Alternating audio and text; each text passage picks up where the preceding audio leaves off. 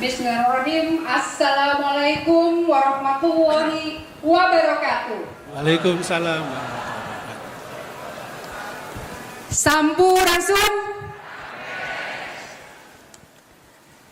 Selamat siang, salam sejahtera bagi kita semua. Yang saya hormati Bapak Wakil Gubernur Jawa Barat, Bapak Erwan Setiawan, dan Pak Sekda Provinsi Jawa Barat yang luar biasa, Bapak Herman Suryatman, Bapak Rektor ITB, dan seluruh tim ITB yang hari ini juga hadir, seluruh Bupati Wali Kota, para perbankan, dan juga yang kita banggakan, seluruh peserta yang hari ini baik dari para pengembang, kontraktor, supplier bahan bangunan, dan juga UMKM. Boleh tepuk tangan dulu Bapak Ibu sekalian untuk kita semua.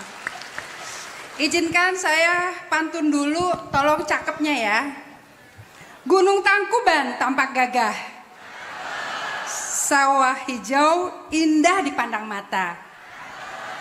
KUR Perumahan hadir di Jawa Barat, wujudkan rumah untuk semuanya.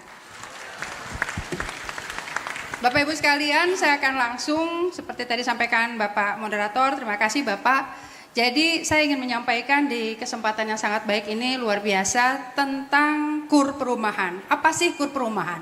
Mungkin saya mau cerita story behind-nya dulu Bapak Ibu sekalian. Jadi kredit program perumahan ini adalah dukungan luar biasa dari pemerintah Indonesia untuk sektor perumahan. Jadi waktu itu diawali juga di bulan Juni, waktu itu ada Leaders Retreat di Singapura. Waktu itu Pak Presiden langsung mengarahkan kepada para menteri, salah satunya tentu Bapak Menteri Marwarar Sirait dan Menko Perekonomian dan lain-lain, tentang bagaimana kita bisa mendorong sektor perumahan menjadi lebih cepat. Kenapa? Karena sektor perumahan mempunyai kontribusi yang luar biasa bagi ekonomi Indonesia. Kemudian ditindaklanjuti oleh Bapak Menko Perekonomian beserta menteri terkait. Maka kemudian kita hari ini sudah bisa merilis terkait dengan program KUR Perumahan atau yang kita sebut kredit program perumahan. Next. Lanjut. Nah ini kalau kita kaitkan dengan program strategis nasional yaitu program 3 juta rumah, bagaimana di dalam PSN yaitu di Perpres nomor 12 tahun 2025 tentang RPJMN, di situ di state jelas bahwa program 3 juta rumah merupakan salah satu dari program strategis nasional karena tadi multiplier efek ekonominya luar biasa. Kemarin Pak Sekda juga sudah mengarahkan ya pada seluruh bupati, wali kota dan seluruh stakeholder di bidang perumahan di Jawa Barat, bagaimana kita serius betul untuk mendorong terdeliver program ini di Jawa Barat menjadi nomor 1 di Indonesia. Siap ya Bapak Ibu sekalian ya. Kenapa begitu? Karena menurut penelitian itu bahwa sudah ada dari kajian Universitas Indonesia bahwa ada 185 sektor ya, yaitu yang langsungnya 110, yang kemudian tidak langsungnya 25 sektor yang nanti akan bergerak dengan bergeraknya sektor perumahan. Gitu ya. Jadi multiplier efek ekonominya luar biasa yang pastinya juga penyerapan tenaga kerja. Karena dalam satu rumah itu bisa memerlukan tenaga kerja sekitar 4 sampai 5 orang. Jadi bisa kita bayangkan bagaimana program ini akan sangat bermanfaat bagi masyarakat. KPI kami tentunya kita semua untuk bagaimana ini terdeliver adalah yang pertama tentu bisa mendorong akselerasi pertumbuhan ekonomi, kemudian pastinya juga kita ingin agar penyerapannya juga pastinya harus optimal gitu ya, dengan tetap menjaga kualitasnya tetap baik. Jadi nanti bank-bank penyalur juga kita pastikan agar NPL-nya juga terjaga begitu. Selain itu juga kita ingin bisa menciptakan debitur-debitur masyarakat yang berhasil graduasi atau kita sebut melenting gitu ya. Dari yang kemudian UMKM bisa menjadi menengah dan lain-lain. Next. Nah ini dasar hukumnya sudah ada Bapak Ibu sekalian, yaitu di Permenko nomor 13 tahun 2025 dan juga Kementerian Permen PKP nomor 13 tahun 2025. Ini kebetulan angkanya sama gitu ya. Terus nanti akan ada peraturan Menteri Keuangan juga yang insya Allah dalam waktu dekat juga akan segera dirilis. Jadi next saja ya, kunci utama dari KPP ini adalah tadi UMKM gitu ya. Jadi UMKM itu apa? Rasanya teman-teman semua udah paham ya. Pokoknya yang modal usahanya kurang dari 10 miliar itu masuknya UMKM. Itu di luar tanah ya, di luar tanah dan bangunan. Nah, omsetnya sepanjang dalam 1 tahun kurang dari 50 miliar itu diperkenankan. Begitu. Next, dan siapa saja yang berhasil mendapatkan gitu ya, yang bisa mendapatkan tadi juga disinggung oleh Bapak Moderator. Jadi kita ada sisi penyediaan dan sisi demand-nya atau permintaannya, supply dan demand. Siapakah yang dari supply tadi? Yang pertama adalah jika Bapak Ibu adalah pengembang, Bapak Ibu adalah kontraktor atau penyedia jasa konstruksi, dan Bapak Ibu adalah pedagang bahan bangunan. Luas ya, kalau bicara bahan bangunan itu banyak sekali jenisnya begitu. Itu bisa mendapatkan KPP ini ya dengan subsidi bunga 5% dari pemerintah. Nanti ada slide khusus ya terkait dengan itu. Dan kemudian yang paling menarik juga adalah kita tidak hanya berpikirkan tentang supply tetapi juga dari sisi demand. Yaitu sepanjang Bapak Ibu UMKM bidangnya apa saja, jualan makanan, jualan minuman, pakaian, punya bengkel di rumah, atau misalnya punya homestay, punya kos-kosan. Ini bisa juga menikmati KPP ini, tetapi catatannya adalah sepanjang untuk membangun, merenovasi, ya, dan untuk membeli rumah dalam rangka mendukung usahanya. Itu kuncinya begitu.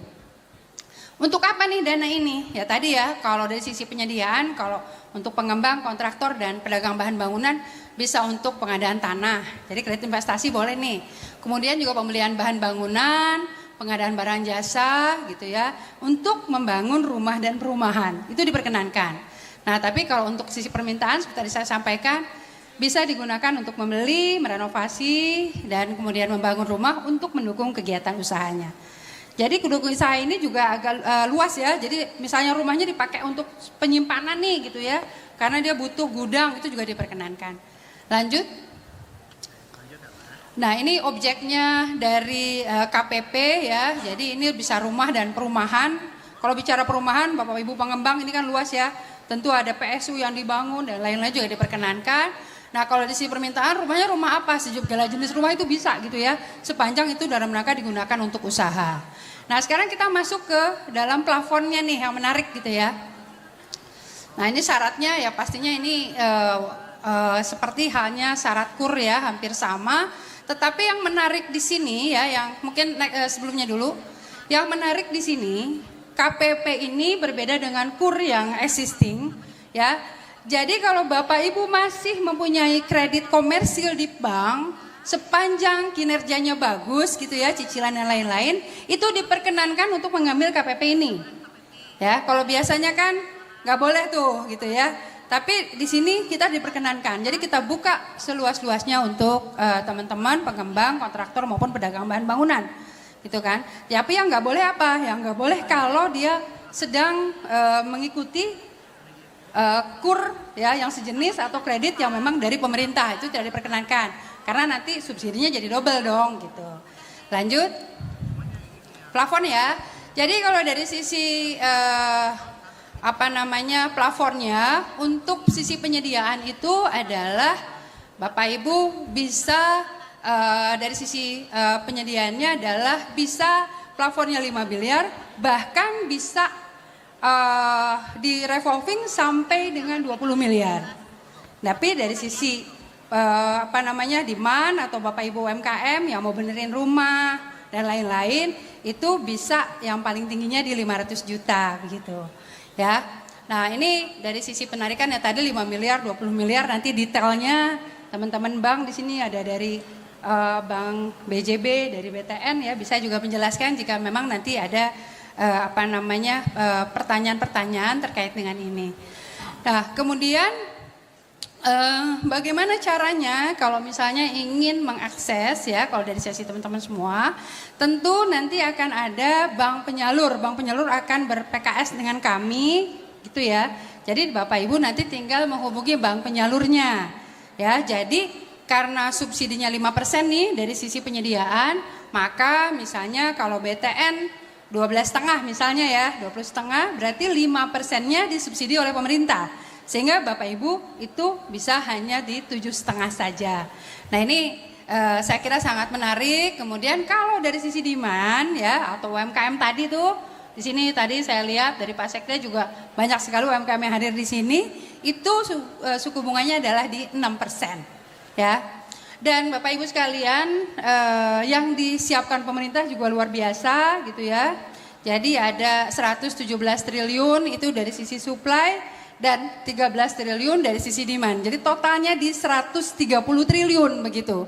Angka yang saya kira sangat-sangat fantastis adalah bagaimana masyarakat, pemerintah, dalam ini Bapak Presiden Prabowo dan seluruh menteri terkait, termasuk pastinya juga Bapak Menteri ARA, ini betul-betul mendorong bagaimana sektor perumahan ini dapat terus berkembang.